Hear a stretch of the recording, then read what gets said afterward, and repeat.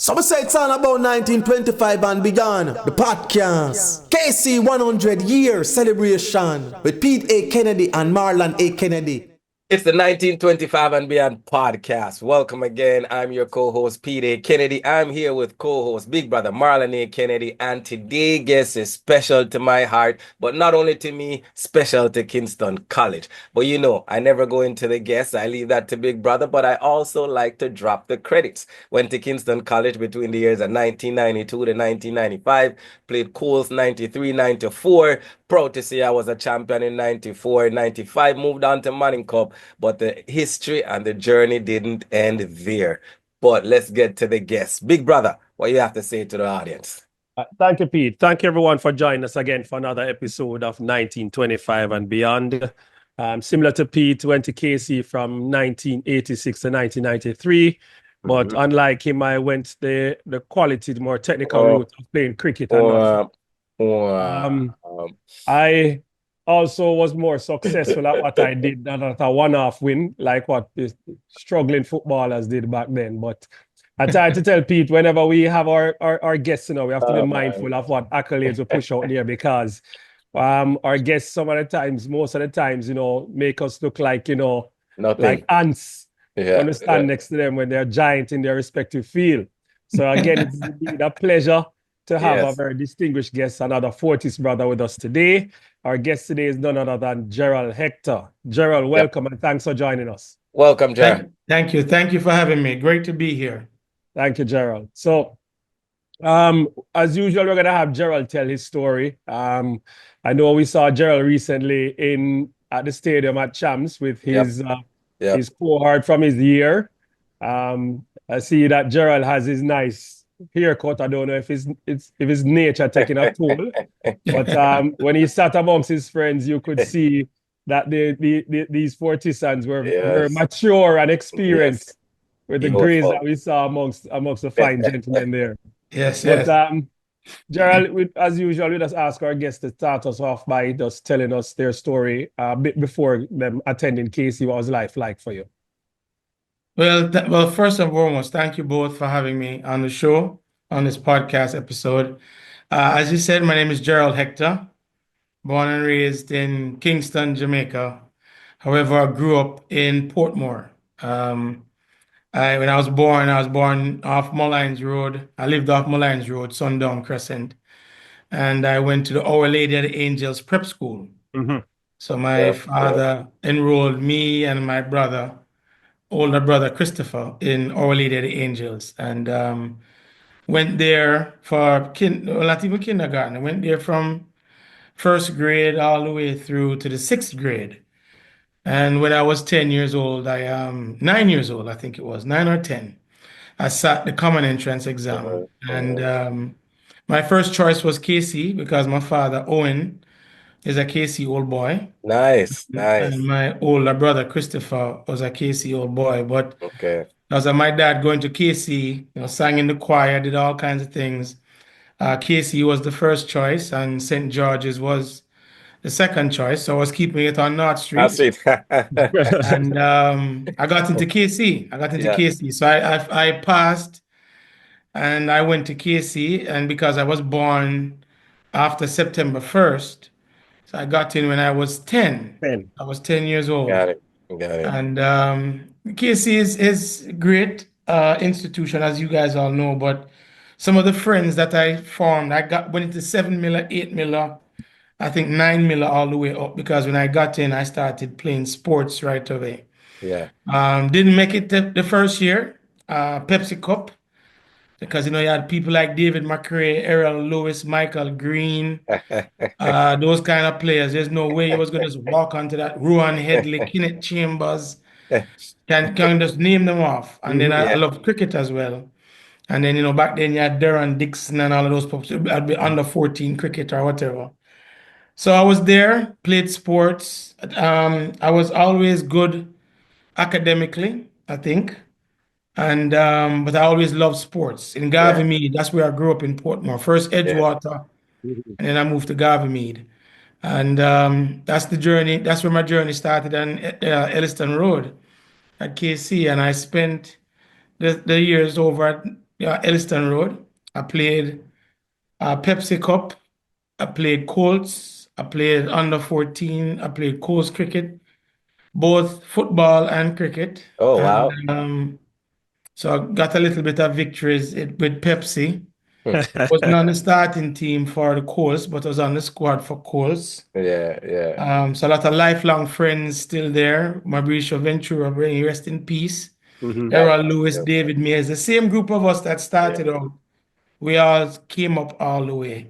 I did take a break from KC. My dad moved to Trinidad and Tobago. He was an executive with Sherwin Williams Paints, Yeah. and he was Mhm. seconded to Trinidad to help them to turn around that operation in Trinidad. So I never moved to the Manning Cup ranks with my teammates. I left and I went to Trinidad and Tobago, and I lived there for 2 years. Got it.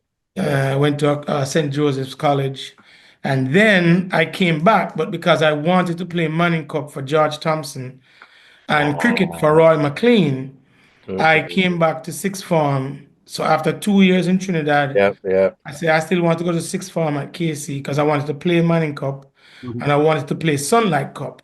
Mhm. And I was able to do both of those things when I came back. So Wow. when I came back, I played Manning Cup, I played Sunlight Cup, and I ran on the champs team. So I played three sports for KC, and I was also in the cadet corps when I was at What? Elliston Road. So I did a lot of things when I was there at KC. So Wow. how would you compare your experience with the couple of years that you spent at what's it called, St. Joseph's in Trinidad with what you experienced at KCU the first 3 years? Night and day. There's nothing like KC. KC is not a high school, I keep telling people Kingston College is not a high school. Kingston Careful, College, don't say cold. Don't say cold. Don't say cold. yeah, no, KC is a philosophy. It's a philosophy Ah, yes. that Bishop Percival Gibson, when he founded this institution for us to look after the least of these. So you go anywhere else in the world, you're not going to find anything like a Kingston College. And I don't mean that in a braggadocious way. I don't mean it in a cultist way, as we are accused of a lot.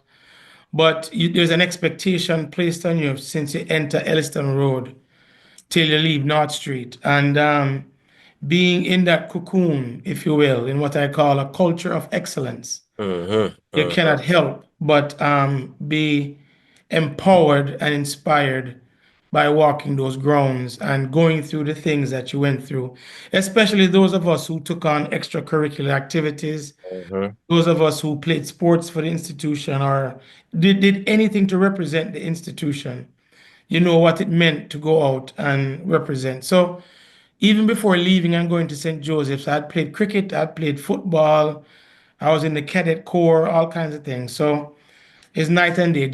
St. Joseph was great, don't get me Yeah, wrong, yeah, yeah. because when I went down there, I played cricket for St. Joseph College. They formed a team when we were there, and we actually won the Eastern Championships.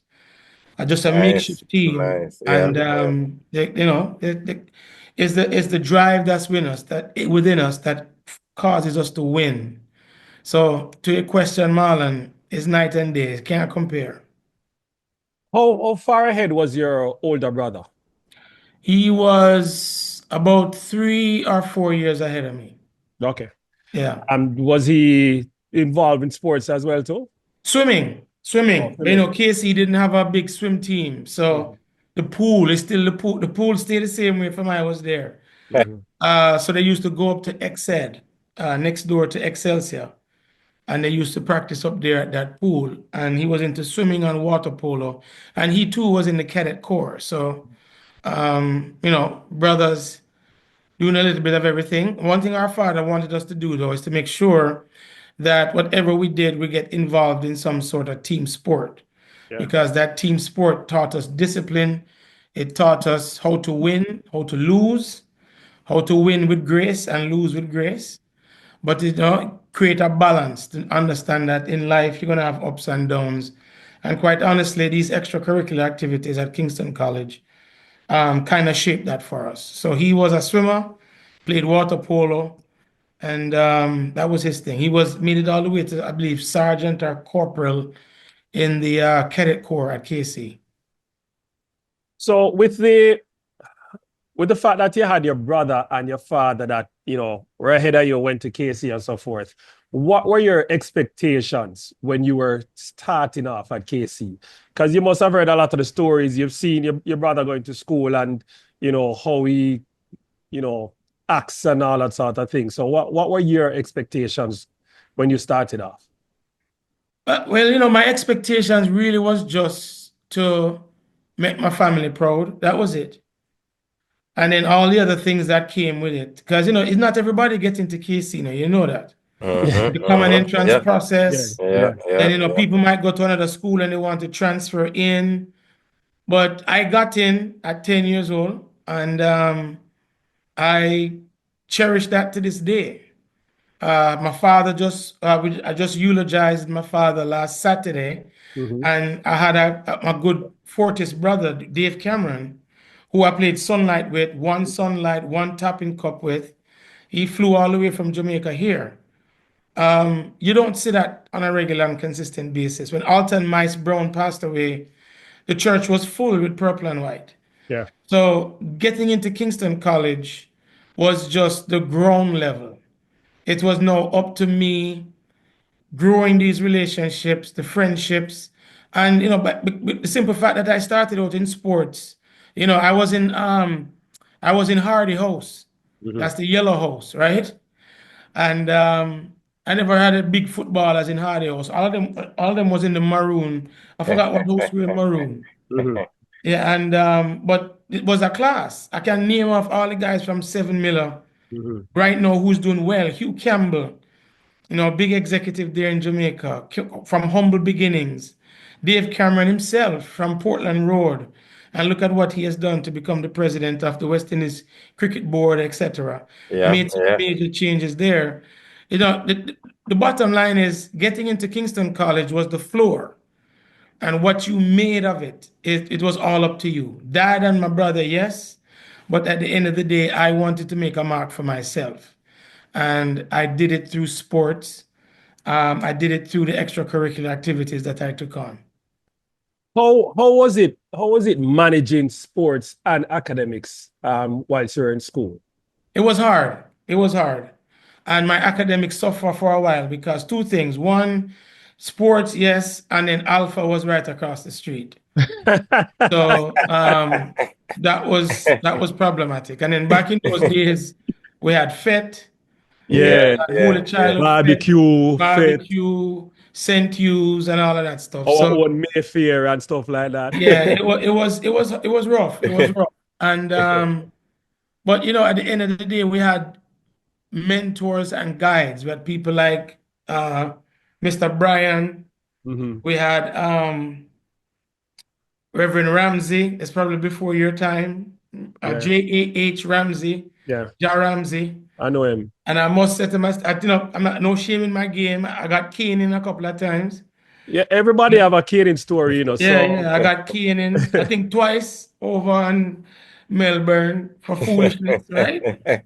But in terms of the juggling between academics and sports, it's a balance. And what I do today is I try to give back in ways that I can so they don't make the mistakes I did. I saw Richard Lindsay the other day, and because when I came back from Trinidad, he came after I entered, and by the time he came back, I was still there because I wanted to play Manning Cup for George Thompson, and I wanted to play Sunlight Cricket for Roy McLean. So, as I look back, my journey at Kingston College is one that was unique because I left and I came back. But I will tell you, I'd never trade it for anything in the world. So with the academic side of things, Gerald, were you in the sciences or business? Business.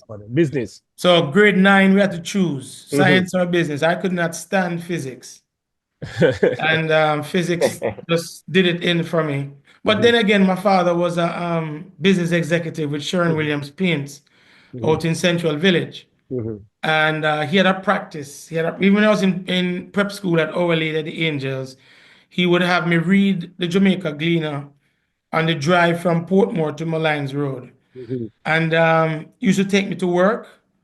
and he was a business executive, so spreadsheets and 10 key machines. He had one of the first computers, the big green screen Yeah, computer yeah, Mhm. yeah. that looked like a block. Mhm. So, he'd bring that home. I'd always be intrigued by that. And he'll take me to work with him. He'll give me the 10 key adding machine, and I'm there adding up stuff. So I got the bug of business bit me early on, and it has stayed with me to this day. Good. It's really good to hear. Yeah, So, what fantastic.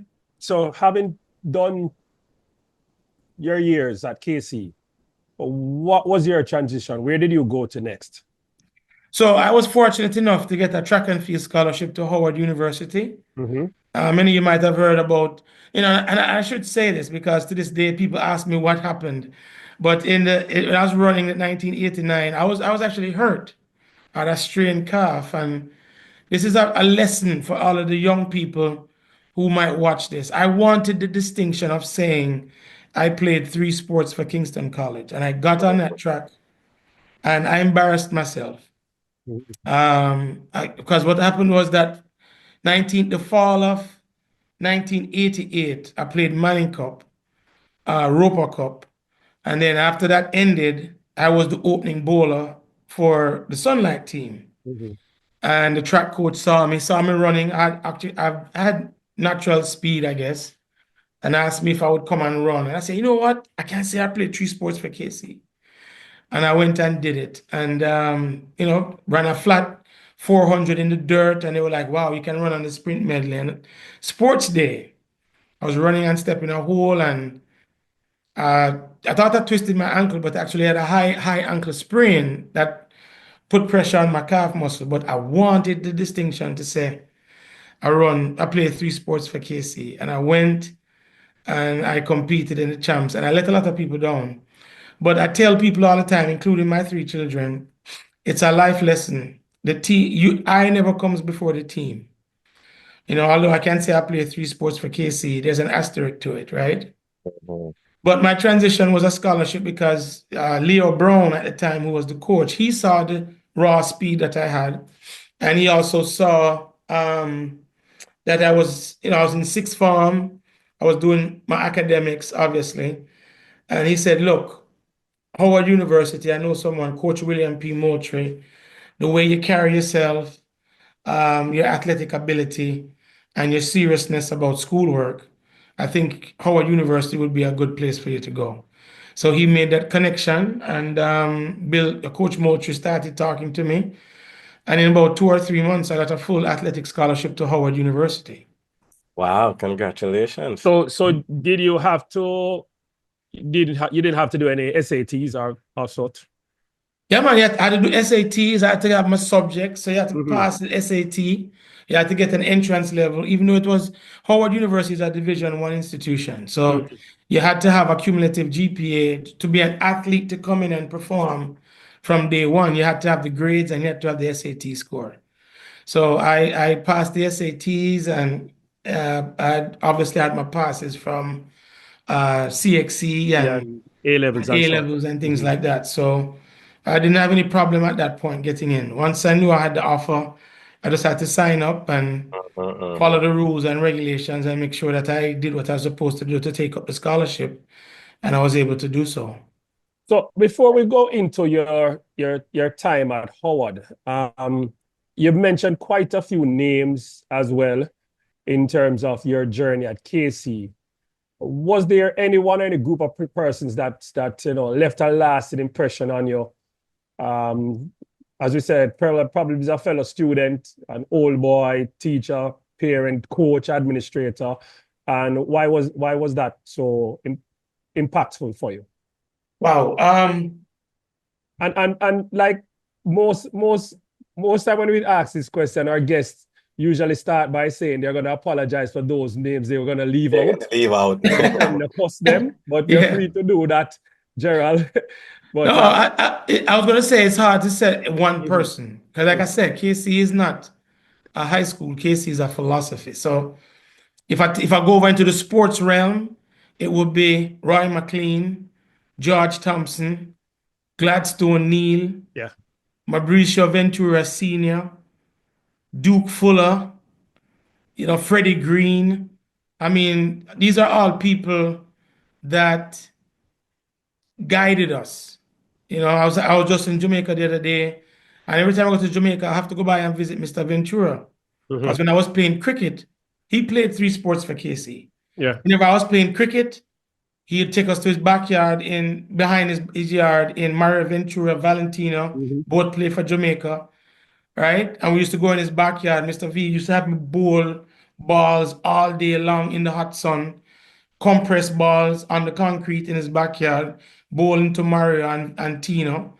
If I go over into the football side of things, Duke Fuller, George Thompson, man, the list goes on and on and on. Dickie Coke, right? Then if I stay in the academic side of things, how can you look past Mr. Johnson? How can I look past Mr. Bryan, Mr. Ramsey, right? I look up to all of these people because every mistake that I made, I got a correction. Yeah. No, I didn't like the correction, but it was the right thing for me to do.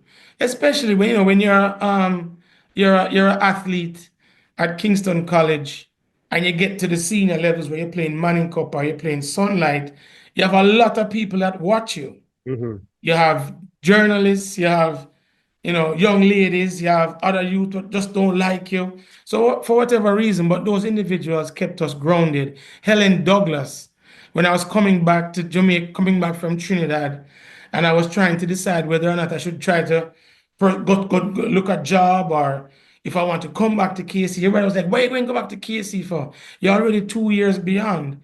And I was like, I want to play Manning Cup. I want to play Sunlight cricket because I left and I wanted to do it.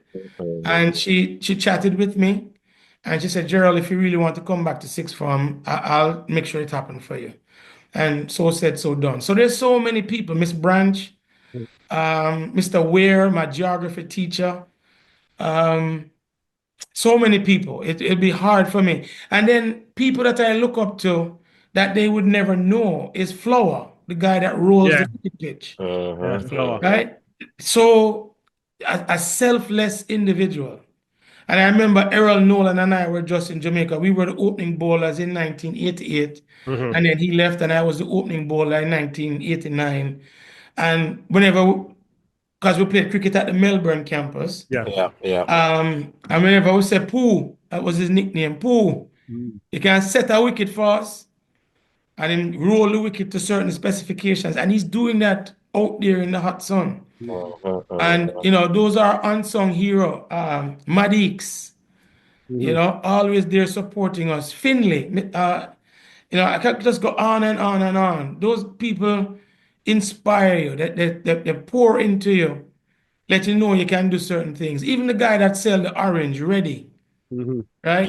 Miss Pearl, who sell us lunch. They always, those folks, they don't get spoken about a lot, but if I'm to talk about my journey at Kingston College, you can't leave out those people. You can't leave them out. Gardy, the Indian guard guy, can't leave them out.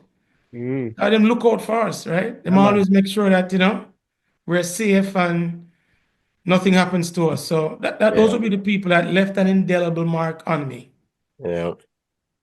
So what were they, having competed in 3 sports and did so well academically, what were the most memorable moments for you at KC?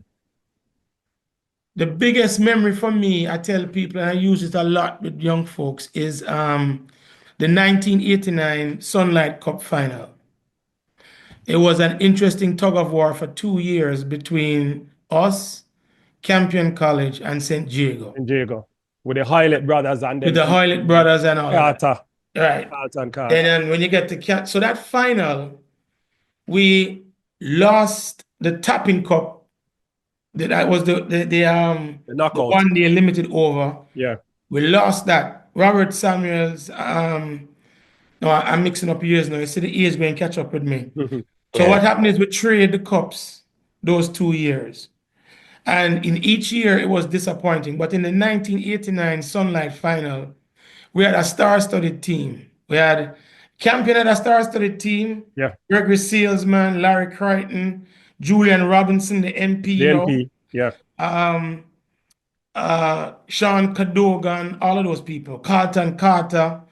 But we had Robert Samuels, Valentino Ventura, Mario Ventura, Roger Neal, Matthew Fender, Dave Cameron, Gregory Fender. And we went in there and we bat first. Sammy, who made 100 the week before in Tapping Cup, ducks. How you say? Roger Neal Yeah, man. went in, think Roger made 6. And Tino, Valentino, who was an opener, he made like 10. Something, I'm making up the numbers. But this is the way the KC spirit kick in. Mario Ventura, he was the younger Ventura. But that boy stand up and bat all day long and made runs here and there. Dave Cameron came in, made runs. Gregory Fender came in and made runs. I made like 5 or something like that. I got caught from Alpha Carlton Carter.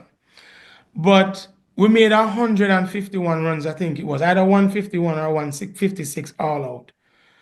And I remember this to the very day.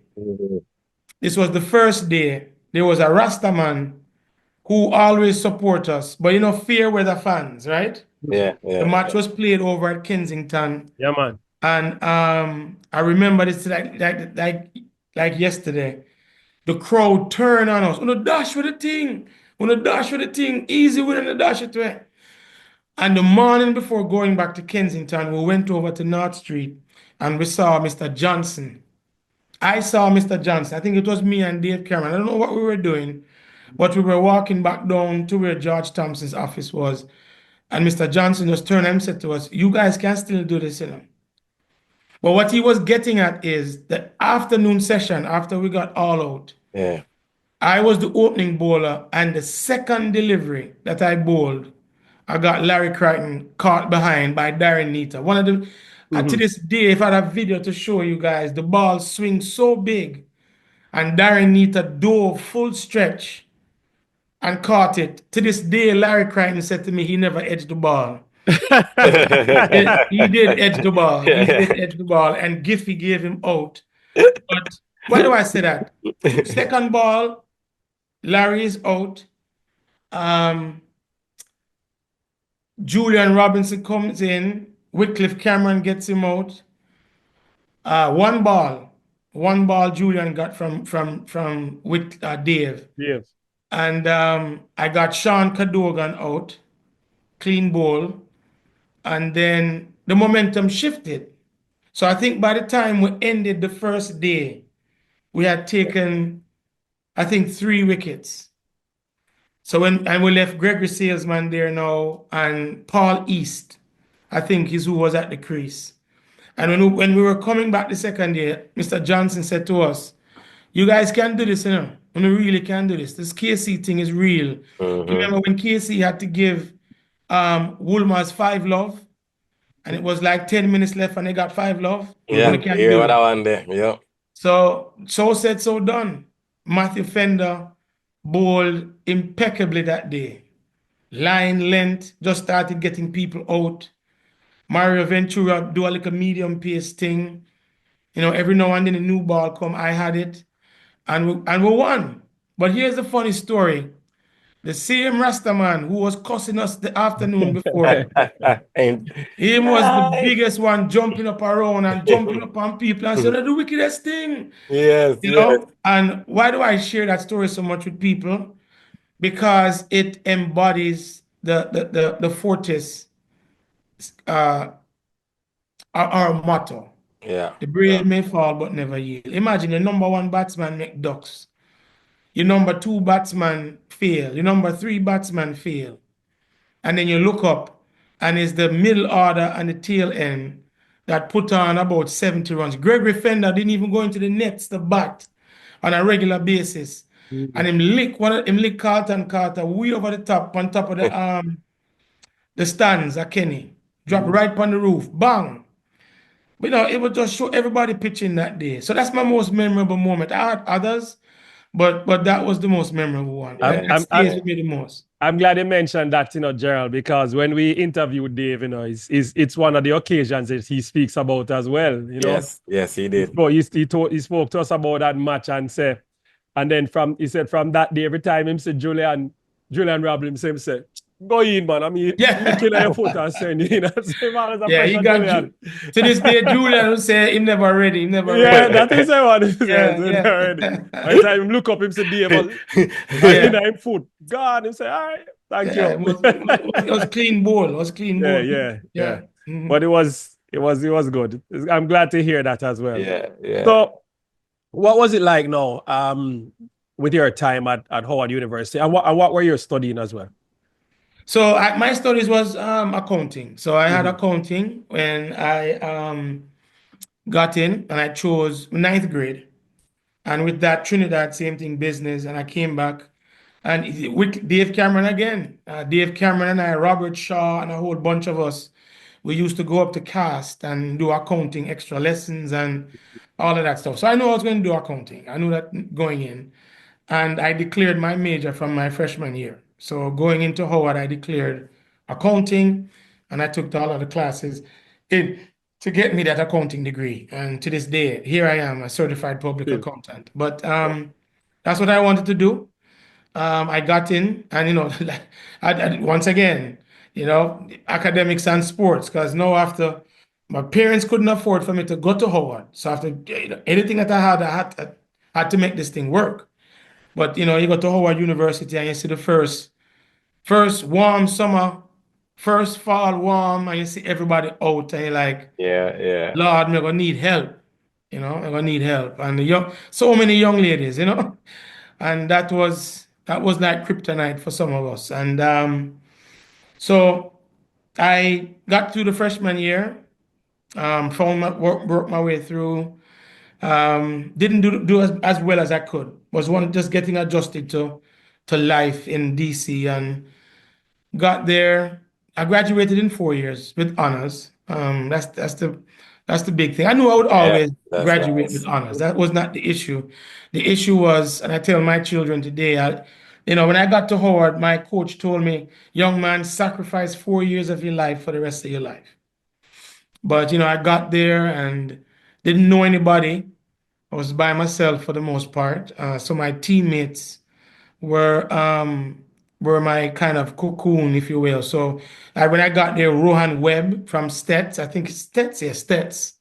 Field event guy was there. Denton Douglas was there. Glester Welch, both of those from Monroe. But those guys were brain box, So we knew we were going to make it. But my transition to Howard was different because I went to a black school.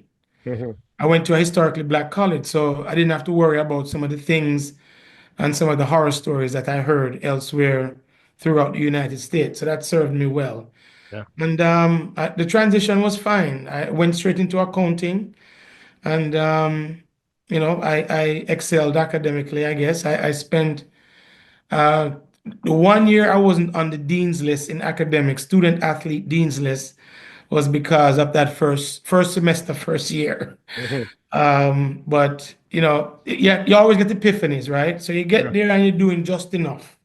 But then you realize you're Jamaican, we don't do just enough. And worse yet, as a KC grad, so you don't do just enough. You exceed expectations. So in the fall of my sophomore year, I met my wife, now of 33 years, Sharon K. Smith at the time. So I met her in the fall semester of my sophomore year, and that kind of settled me now because I kind of come off of the Serengeti, and we settled down. And we've been together now all this time. Yeah. But from there on out, it was just business. Getting this degree, moving on with a career, and that was my thing from then. So just to confirm, so you participated in sports for the 4 years that you're there, because I know some of the times when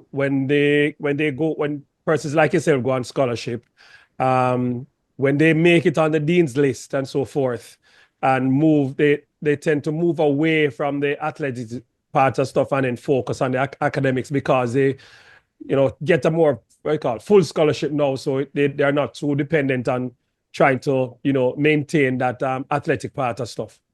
That usually happens when they don't have a full scholarship. Okay. So what would happen is they get a partial scholarship. So I'll give you a good example. Bancroft Gordon from Excelsior, my good friend, may he rest in peace. When he left Jamaica, brilliant guy. He left Jamaica on a full football scholarship. This man only got 1B his entire time at Howard. So after his first semester, his grades were so good, he got a full academic scholarship. And what he did, he took his football scholarship and he broke it into multiple pieces and brought up several other Jamaicans to Howard University. Michael McPherson is a good friend of mine from Calabar. That's how he got, and I can't remember all the names of the other people. So from his one scholarship, Yep. I think approximately 6 to 9 people benefited. Okay. But you do have, and this is where my passion lies now, that I do a lot. So I was just in Jamaica for champs, and I spoke to students from St. George's, students from St. Catherine, and students from St. Hugh's. I do that, and I've been doing it for the last 30 years because we are still failing our children. We are letting our children get into these scholarship opportunities that are not full scholarships, they're partial scholarships. And then the students don't necessarily have the academic preparation to take the scholarships. So if there's one, Marlon, to your question, if I get a half academic, half athletic, and I get the academic turned to a full academic, I'll give up the athletic. Athletic, okay. But that is how, but not everybody thinks like that. Yeah. Not everyone thinks like Bancroft. Not everyone thinks like others that I have seen. But I decided that I came here. This coach believed in me. This coach gave me an opportunity, and I was going to run 4 years for him. Plus the fact he was more than just a coach to me. He was a father figure. My screen that says "It's easy, son." I was about to go to it for you, my friend, led into that. You have now, I would say, become one of the 1.17% of individuals out of an 81% population that wants to write a book, and you're an author of the book. It's Easy, Son. And before you go into the book a little bit, just wanted to share with our audience here that the book can be found on Amazon. I have a copy. I have an autographed copy, and it's a very, very impressive read. So there it is. I'll let you go into a little bit more and tell us a little bit more about this book. So to Marlon's question, the 4 years I wanted to run because this gentleman became not only a coach, but a mentor and a father figure. And, when you get into Howard University, you can't half step in Howard University. That's what I've heard. It is very difficult to get in. And I tell my children now, all of who have gone to graduated from college, if I would try to get into Howard now, based on what I was doing when I got in, I wouldn't get in. Yeah. So, but when I got there and he said, sacrifice 4 years of your life for the rest of your life, what that man did for me is he took the formative and the discipline garnered from me growing up in Jamaica, in Portmore, and my father and his influence, and then what Kingston College did for me, he took it to another level. And that is to prepare me to deal with living a life in the United States, being a person of color. And what I would face, how I should face it. And when I was going through it, I thought he was being overly nitpicky and onerous in how he approached his coaching.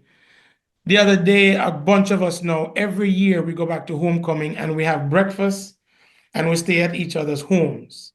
And all we can all talk about, the lawyers, the doctors, the business people, the entrepreneurs, all of us that get back together, we can all unequivocally say it's because of him, because of his mentorship, the way he coached and so on. So I wanted to run for him for 4 years.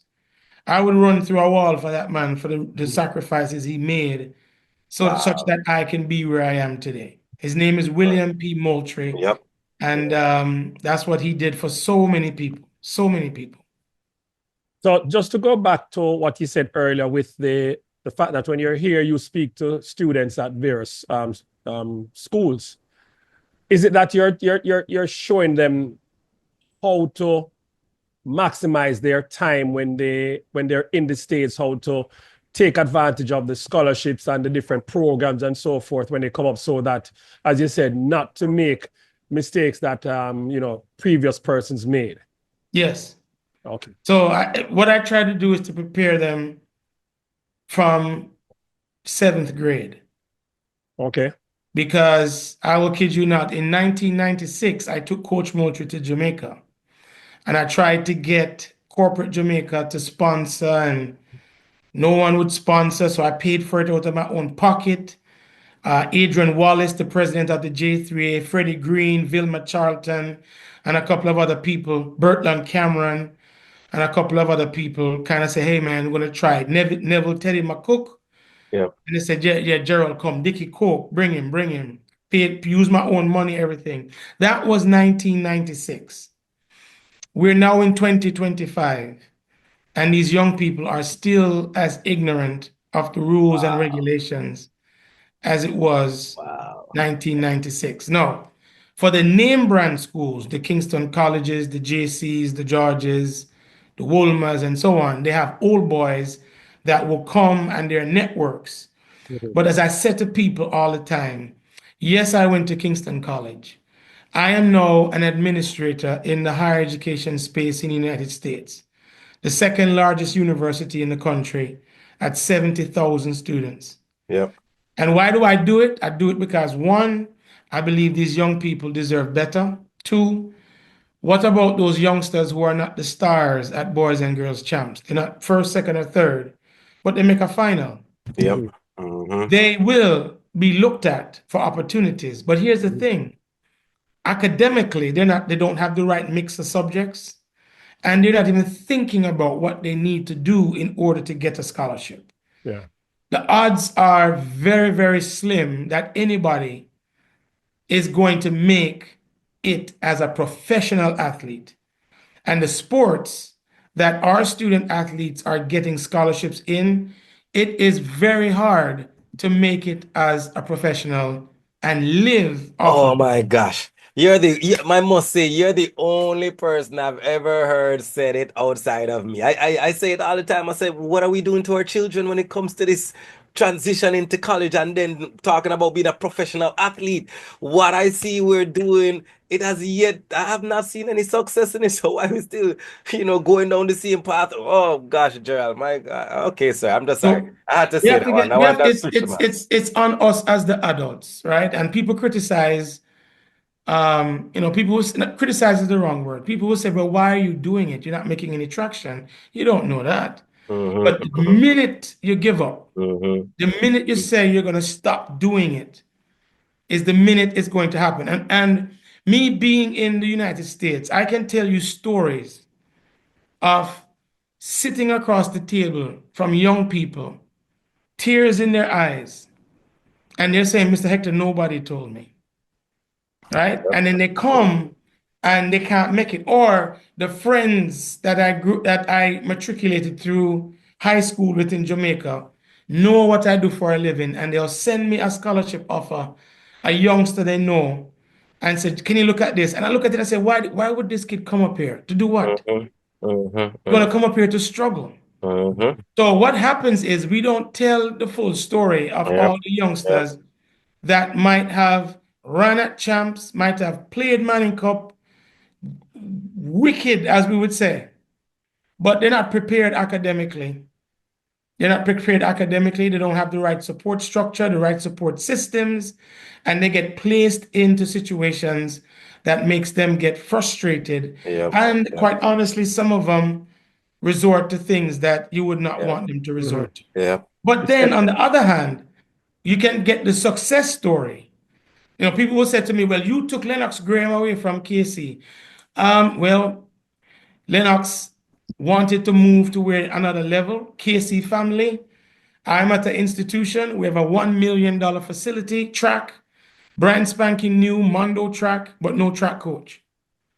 And he wanted an opportunity. This is how the KC family works and the ethos at Kingston College that most people envy, but they won't admit it. Yep. Yep. So I was approached by Lennox and said, hey, any opportunities? I'm at an institution, new facility, it's Division II, yes. He comes and he brings Leaford Green with him. And he comes and he brings Shermaine Williams with him. And in the span of 3 years, he turned that program around. This ring that everyone sees me and asks me, what is this ring? It's a championship ring where he came and won a championship with the women. Why is it on my hand every day? The young lady said to me, Mr. Hector, you don't appreciate what we did. I said, sure I do. They say, you're not wearing the ring. I said, you want me to wear this ring? They say, yes, I've been wearing this ring now for about 10 years straight. But why am I saying that? It's the Fortis connections. Now, after Shermaine, Danielle Williams, you see what is happening there. World champion 2 times over. Just won the Grand Slam event this past weekend, right? And then Lennox moves on to bigger and better things. He's now at Division I Clemson. That is what Kingston College is all about, a culture of excellence. Yeah. So if I am a Jamaican and I am Kingston College, I cannot sit back and watch the continuation of the young people not being adequately served in terms of what they need to get done. And you'd be surprised. The 3 schools that I spoke with just this past couple of weeks, they had no idea. And most of them were class 1, class 2, some of them. But what was really heartwarming for me, the coaches at St. Hugh's and the coach at St. Catherine, the principal, who's a KC old boy. Yep. Marlon Yep. Campbell. We spoke to him to Marlon. Yep. Mhm. Yeah, he brought his entire team. So the matriculation from Jamaica to the United States, there's always this debate now. The stars must stay home. Yes, I get that. Asafa Powell did that. Usain Bolt, Johan Blake, and so on. But not everybody that you see on the track or you see on the football field for Manning Cup is going to make it as a professional athlete where they can support their family for the rest of their lives. And the onus is on us to make sure that does not happen. Yeah. Yeah. So true. So, and that was very, boy, I'm taken aback with what you just said. Yeah. Because, man, you powerful. know, I'm ignorant to a lot of that as well. And it's good to hear that, you know, we have persons who have recognized this and are making steps to fix it as best as possible and to enlighten others who are unaware. So you did your 4 years at Howard. What was the next step for you now? Because I take it more than likely you moved into the land of becoming a professional accountant. Yeah, so as fate would have it, by the time the fall semester of my senior year, I was offered a job by at the time it was the Big 6 firm, Deloitte and Touche. So my spring semester, my senior year, as the young folks would say, I was chilling. But, you know, academically and athletically, I had to finish out my obligations. I had to make sure I finished that out. So I started at Deloitte and Touche in public accounting. And once again, you know, as the good Lord would have it, I got into what's called an industry slip, SLIP. And in that industry slip, it was independent power plants. That was my specialty. Publicly traded independent power plants. And here's how you're going to learn this about me. I'm a very spiritual person in this regard because of my life experiences. That's but as fine. you look back in the rearview mirror, you get to see The person who was leading that industry slip was from England. And they were putting me on all kinds of crazy jobs as a first year, second year person. And he said, you know what? I'll take Gerald with me. And you know how he know, and we started to bond. We bonded over the sport of cricket. Yeah, yeah. We always talked about cricket, friendship developed. That's how I ended up on all of his jobs. And I developed an expertise in that space. But when you're in public accounting for such a large firm, we have busy season for tax. And I also had real estate companies, but I had one not-for-profit, very large not-for-profit, the United Negro College Fund. And at the time they were moved from New York, I was in the DC office, and they moved from New York to Falls Church, Virginia. And I then was placed on that account and eventually took over the account. And the president at the time was William H. Gray III, probably at that time the most powerful African American in the history of the United States Congress. He was the first majority whip, and he was the first African American chairman of the House Budget Committee. And he was the president when I joined. I did not join. One Saturday morning, I was finishing up his audit, and he came into the audit and just pushed the door to where I was in the audit room. And he saw me working. And he said, young man, you're here on a Saturday working? I said, yes, sir. I'm trying to get your audit out. And he just kindly said, thank you, closed the door, and he left. 2 weeks later, the chief financial officer, Mr. Sidney Storr, may he rest in peace, called me into his office and said, Mr. Gray saw you working on a Saturday, and he was very impressed that you were in here all by yourself working to get his audit out.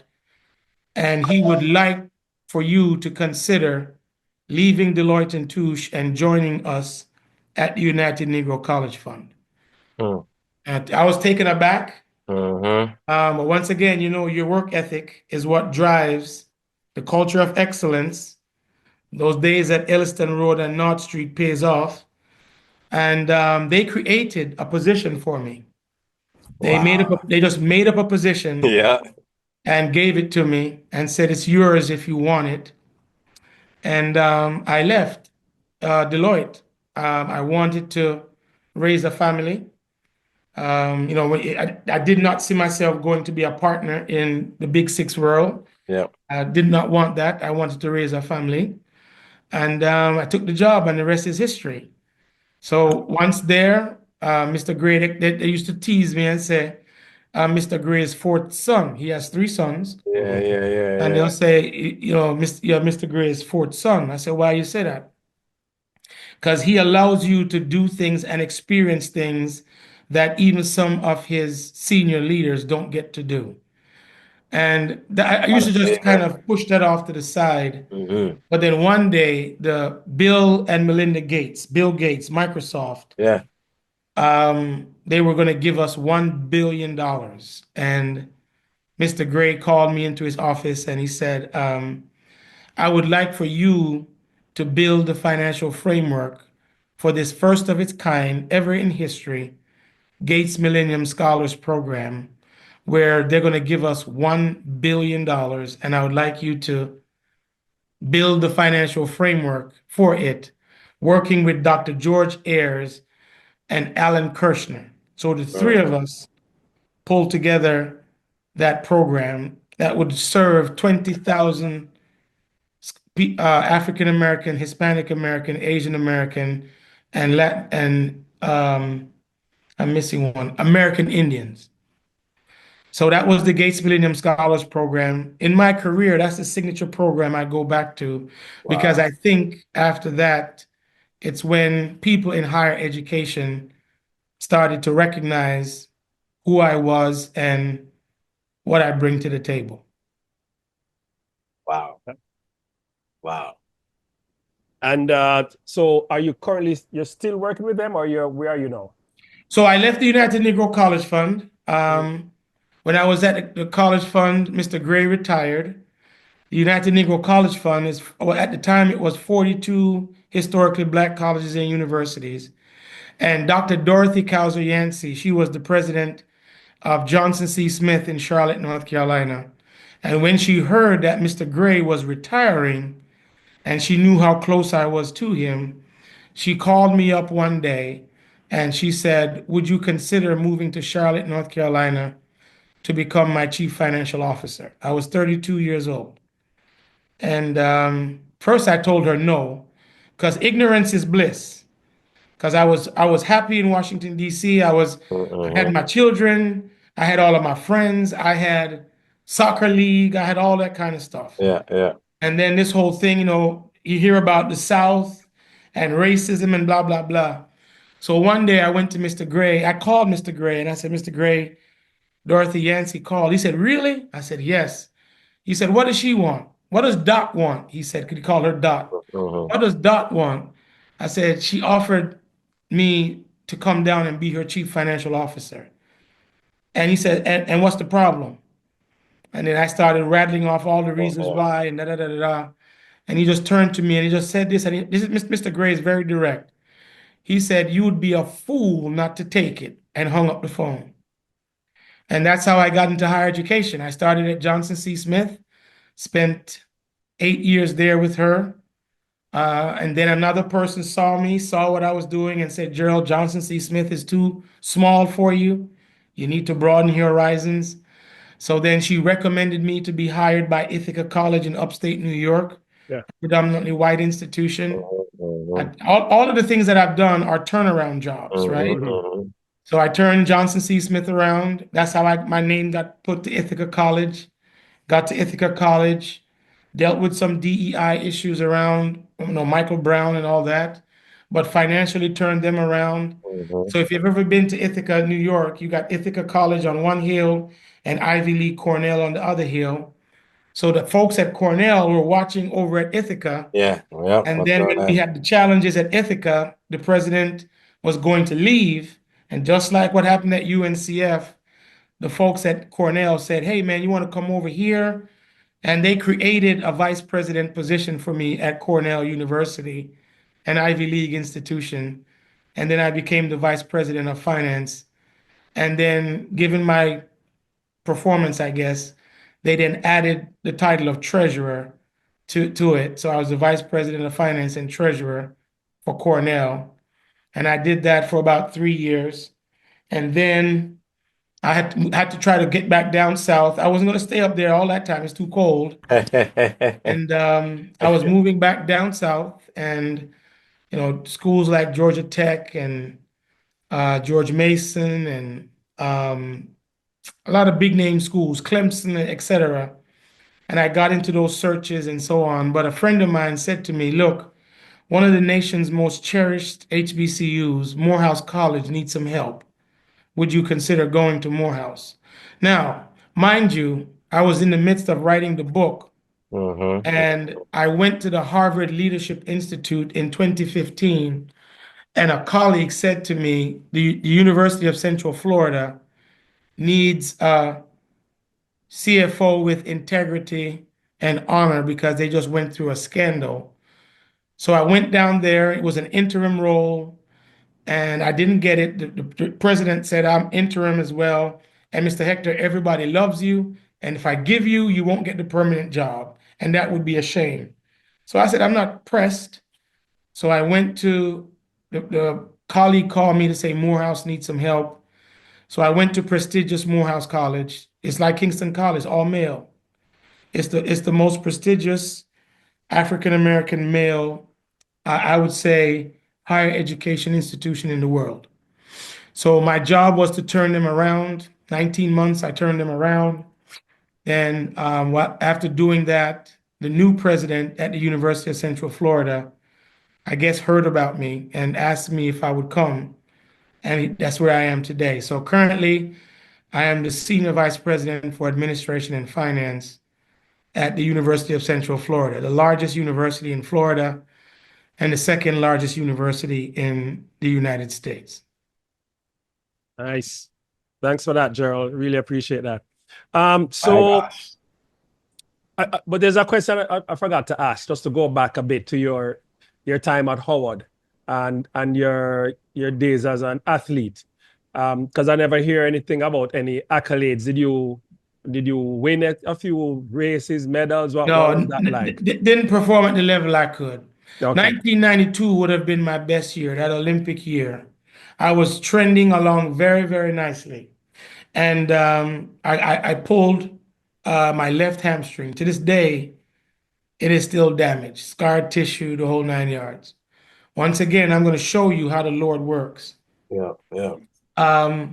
So got hurt, didn't go to the pen relays, mobile meets, anything, nothing. And a lady who was a professor at Howard went to Coach Moultrie and said, look, we want somebody to come down to Martinique to talk with students, represent Howard, run, whatever. So I went, myself, another young man by the name of Corey Wilson, and Mark Adams. The three of us went as ambassadors to Martinique. I thought I'd just go down there, just jog around or whatever, sign autograph, da da da da da. Turns out I met Atlee Mahorn, I met Joe Green. These are all Olympians from Canada, the USA, etc. And we had a time to talk. And I kid you not, Clive Wright was a runner from Jamaica. And I kid you not, I went into the starter, the lane assignment meetings the night before. And how political that thing was. Just to pick a lane. I walked out the next morning and I saw Atlee Mahorn in the gym in the hotel. And he was talking to me, he said, Gerald, that's how it is. If you're going to be a professional athlete, it's cutthroat. Dennis Mitchell was at that meet. Wow. And I said to myself right there and then, I said, you know what? Even if this leg heals, I'm not going to try again. I'm not going to be a professional athlete. I'm going to deal with this Different way. just academics and my career that way. And my son right now is trying to be an Olympian in swimming. And what I see him go through, I knew I wouldn't have been able to do that. So I share that story with him as well, because you got to know your destiny. And your destiny resides within you, and your gut will tell you that's right. if this is for you or this is not for you. But I see too many people put all their eggs in one basket. And when that basket drops, nothing is left. So performance-wise, injuries, setbacks, it just didn't materialize. Got down to some fairly decent times that I think I could have taken it, if I kept pressing, but it just was not going to happen. 46s and all that kind of stuff. But at that time, you had to be 45, 44. That's not going to get it. So that was the end of the athletics career. Well, Dave, I want to tell you thank you very much for your time. It was really, really, I just sit here listening. I must say you catch me off guard some of the times when you finish saying what you're saying, because I have to ask a question now, because I'm just taking in everything in. And it's really, it's very interesting to hear your story. As we ask you to close out, Gerald, we usually ask our distinguished guests to do a couple of things. And the first thing we'll ask is to wish KC happy 100. And then the second thing is to leave a positive message for our current students, administrators, teachers, everybody that's there now at KC, Elliston Road, and North Street, pushing along to continue with the rich history of Kingston College. Absolutely. Now hold that. Gerald, I don't mean to cut you, Gerald, because that excitement coming there. But one thing that I know about you that you didn't talk about, because my co-host is not aware, but because of actually you being an author that has now matriculated and transitioned into something that we're doing here, where I was also a guest on your podcast, It's Easy, Son. And that's what Kingston College do for each other, right? When I first wrote the book and out there, you was like, Pete, come on, let me talk about it. Let's expose it. Let's get it done. So before you go into your last few words, tell us a little bit about your podcast and where people can listen it and find it, because you interview some very heavyweight, intriguing. When I see the people you interview, I'm like, all right, Hector, let's go. And they're very good stuff. So tell us about that. So the podcast, thank you. The podcast was birthed out of, once again, relationships. So in 2014, I wrote a white paper on how to manage higher education institutions. And this book I was writing took me like 10 years to write it. At one point, I lost the entire manuscript on a thumb drive. And I said, I'm not writing any book. I can't start over. And then an incident happened where I ran into a young man who was just totally misguided. And I said, you know what? I need to write this book. And in the summer of 2018, I buckled down in the library at Cornell University and I wrote the book in one summer. So after the book was written, I got to Morehouse in 2019. We're going to publish it. I had all these book tours set up, all of these events in the West Coast, the Midwest, the South, everywhere. And boom, COVID. Yeah. And killed the book. And my publisher was like, it's not dead, it's not dead. I'm like, it is dead, because I only had 2 events.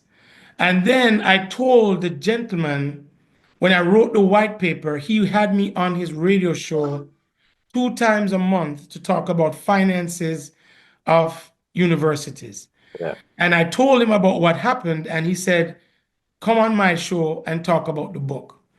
So when I got on the show and I talked about the book, he was so fascinated by the book, he said to me, you should do a podcast. I'm like, no, man, I'm an accountant. I don't know anything about podcasts. I'm not a journalist.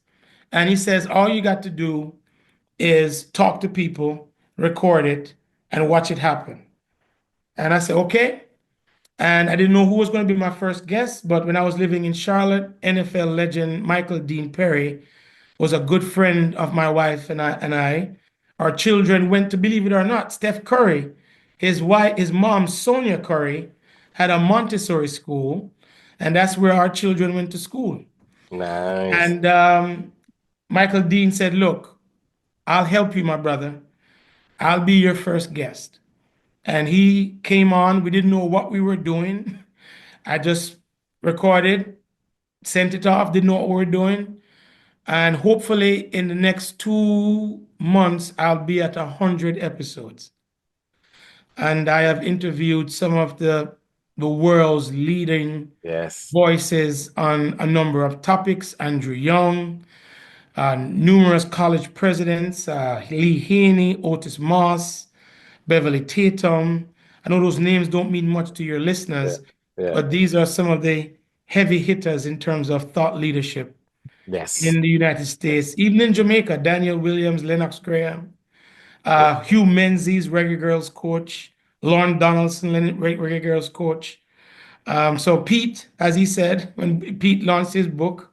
So I tried to give a platform to everybody who has a story to share. And quite honestly, believe it or not, it has exceeded all of my expectations. I would have never thought that people would be writing to me, people would be calling me and just basically saying that the guests that I had on really changed their perspective on their stations in life. Yeah. And you can find this podcast on what platforms? You can find it on SoundCloud. SoundCloud, if you go to SoundCloud and you do Gerald Hector or you do It's Easy Son, it pops right up. We have a playlist so you can listen to all of the episodes if you so desire. Okay. Wow. Good stuff. So my assignment, you said the last question. Fortis Category celebrate, none protests. The brave may fall, but never yield. Words of inspiration. Now, one thing I didn't tell you guys is that I'm a seminary graduate. That's a little bit of different of a twist. Yeah. So I went to the Gordon Conwell Theological Seminary after having my own Damascus Road experience with my health. And I decided that if the Lord ever gets me up out of this hospital bed with all of these tubes and things not attached to me, I will make sure that I live right by him and try to deal with life and the vicissitudes of life through a spiritual and Christian lens. To the people at Kingston College, happy birthday, happy 100th year. You are extending the legacy of what I would consider to be the greatest institution for higher education for Black boys ever created. I don't say that unashamedly. I say that with full-throatedness and my chest held high. My admonition or my encouragement to all of you is keep doing what you're doing. You're making a difference. You're making a difference not only in the lives of young people, but you're making a difference in terms of inspiring a nation of people, even if the vitriol that comes our way, that's really veiled admiration. So keep doing what you're doing. Keep producing these bright minds that will go out and be the social entrepreneurs that will forever change this nation. I am a big believer that Jamaica's better days are ahead of hers. All right. And I believe that any day a Kingston College old boy becomes prime minister, it's going to be over. It's going to be a renaissance like one has ever seen. So to you, Marlon, to you, Pete, thank you guys for doing this and thinking of this. Thank you also for thinking me worthy to come onto your podcast, that I have a story that's of value for this 100th celebration. And you two keep doing what you're doing. And I don't know if you're doing this for the 100th celebration, but you should continue to do this because our stories need to be told. Yeah, If yeah, we don't tell them, nobody will. yeah. And if not now, when? Yes. When are we going to tell people? Yes. When are we going to talk about the greatness that is Kingston College? We should be doing it early, often, and in every space that we find ourselves. So, my brother, good luck to you. And if anything I can do in the future, please let me know. My gosh, Thank you, my brother. gosh. Let me just say this for the audience. Marlon had this idea for the last close to 3 years. It's not even my idea. And he kept talking about it, Pete. I want to do this thing 1925 and beyond. Wanted in 1925 and beyond. And it just so happens this year on the centenary, it just makes that connection sense. So when you come, Sir Hector, and you talk about the faith and the connection in the spirit and doing things at the utmost right time, I believe this is just at the utmost right time. So when he said, brother, come on board, let's make it happen, it's KSC, I guess that's the winning part of it for me, because anything else, I'd be like, what do you think? But now we're collaborating on the school that made a difference in both of our lives. And this is where this bird. So thank you for your encouragement, sir. We appreciate it. You definitely, are very responsive in your, I would say communication. So I know we can reach out to you for anything. But there you have it, guys. Our guest today, Mr. Gerald Hector, the man who calls KC a place of philosophy, the man who was a footballer, the cricketer, and the track and field star, I would say, the man who left involuntarily, but came back voluntarily because he had a mission he had to complete. And that mission was called, in my view, and in his words, a culture of excellence, a place where whenever you walk through these gates or these halls, whether you're at North Street or Melbourne, you were empowered as a young man. So I want to say, Mr. Hector, thank you for your time. Thank you for everything that you do. We saw you there at Champs last couple weeks ago. I follow you on all your social media and your platforms, and I see the work that you're doing. You love it. You cherish it. And I must say that I'm honored to have you on the 1925 and Beyond podcast as one of our guests.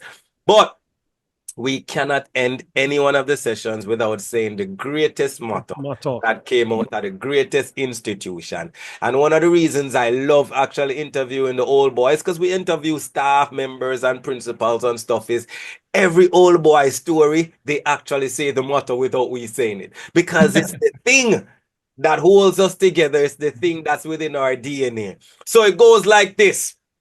Fortis. Cadere. Cedere. Non potest. The brave may fall, Never but yield. never yield. And recently, Sir Hector, I found this, and I'm not taking any credit for it. Winston Stewie from the Tampa, right, Marlon? Yeah. Actually shared with us. He said, Fortis then, Fortis now, Fortis forever. See you on the next 1925 and Beyond podcast. I'm telling you, the stories get sweeter and sweeter. This one, my co-host, lost for words because they're unique in their matter way. See you on the next podcast. Appreciate it. All right.